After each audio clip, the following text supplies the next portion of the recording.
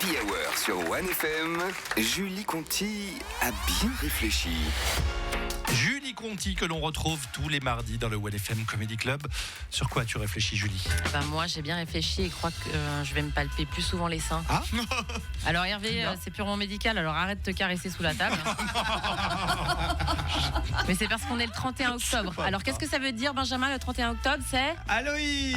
Arrête, on arrête d'importer ces fêtes traditionnelles américaines. Hein. Avec les nôtres, on a déjà assez d'occasions de faire des dîners en famille avec nos tontons racistes. Hein, c'est bon. Je profite pour passer un petit message. Les enfants, ça sert à rien de venir toquer chez moi ce soir à distribuer. J'aurai que des clopes et du Xanax. Non, le 31 octobre, c'est le dernier jour d'Octobre Rose, le mois dédié à la campagne annuelle de sensibilisation au cancer du sein. Vous vous dites le cancer, mais quelle super idée de thématique pour bien rigoler tous ensemble. Ouais, on va se marrer. Vous savez que le symbole international de la lutte contre le cancer du sein, c'est le ruban rose, hein ? Et celui contre le cancer de la prostate, c'est le ruban bleu. Rose pour les filles, bleu pour les garçons. Mais bravo les clichés. Soit dit en passant, demain c'est Movember qui démarre, le mois de sensibilisation de levée de fonds pour la recherche sur les maladies masculines. À cette occasion, les hommes sont invités à laisser pousser la moustache.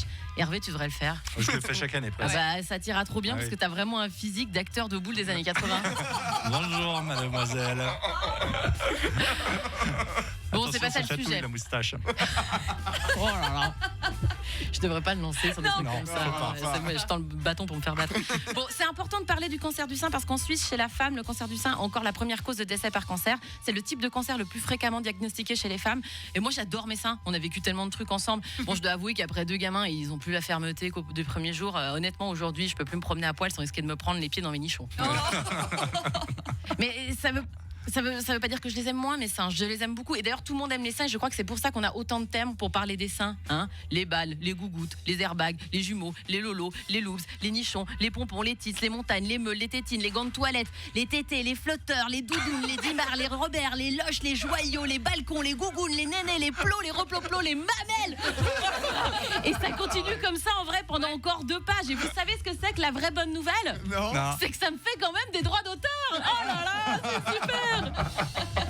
Quelle arnaque. Donc, il faut savoir que plus un cancer du sein est détecté tôt, plus les chances de guérison sont grandes. Alors les filles, si on remarque l'apparition d'une boule, d'une grosseur dans le sein ou sous les bras, on consulte. Une modification de la peau, de rougeur, des œdèmes, un aspect de peau d'orange, on Consulte. une modification du mamelon, de l'auréole, on Consulte. Des changements de forme de vos seins, on Consulte. Les tétons qui pointent, on Consulte. Non, je pense que là on peut déjà commencer par fermer la fenêtre, c'est peut-être juste que t'as froid. Hein, Un super réflexe de prévention à faire une fois par mois, c'est la palpation des seins. Hervé, je t'arrête tout de suite, je parle d'auto-palpation. Alors ça sert à rien d'essayer de proposer un coup de main à toutes les nanas qui passent. Allez. Et vraiment, vous trouverez plein de tutos sur les réseaux sur comment faire une bonne auto-palpation. Et vraiment, c'est hyper rapide. Tu fais ça une fois par mois, ça prend 10 secondes, c'est super simple. Ça peut être fait discrètement, même au bureau, genre discrètement à la pause café. Ce qui n'est pas vrai pour un dépistage du cancer de la prostate.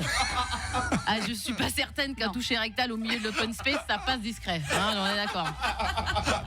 Bon, tout ça pour dire qu'on est donc le dernier jour d'octobre, mais la lutte contre le cancer du sein, c'est pas qu'un mois par an. Alors faisons toutes et tous un effort pour que toute l'année reste rose. Merci beaucoup. Merci Julie Conti.